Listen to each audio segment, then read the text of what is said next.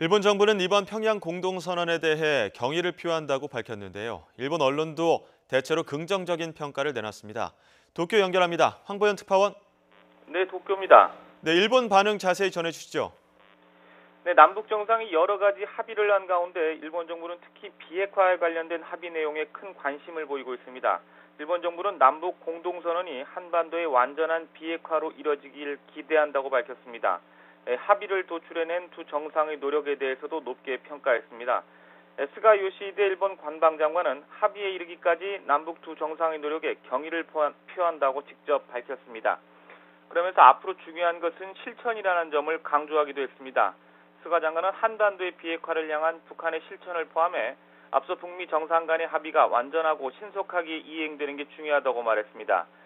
지난 6월 북미 정상회담에서 합의한 완전한 비핵화 약속을 북한이 지키지 않았다는 점을 상기시키면서 구체적인 행동을 촉구한 것으로 풀이됩니다. 앞으로도 한미일이 긴밀하게 협조해 나가겠다는 점도 밝히면서 완전한 비핵화 실현을 위한 삼국 공조가 굳건하다는 점을 부각하기도 했습니다. 일본 정부는 북한에 의한 일본인 납치 문제에도 촉각을 곤두세우고 있는데요. 공동 기자회견에서는 나오지 않았지만 남북 정상 사이에 관련 대화가 이루어졌을 가능성도 있는 만큼 추후 우리 정부를 통해서 내용을 파악하고 싶다는 입장도 밝혔습니다. 일본 언론도 대체적으로 긍정적으로 평가했습니다.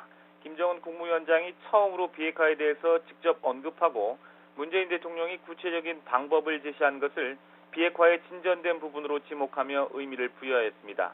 이 같은 합의가 나온 배경에는 정체된 북미 협상 국면을 타개하기 위해 비핵화를 향한 진전을 보여줄 필요가 있었기 때문이라는 분석이 나왔습니다.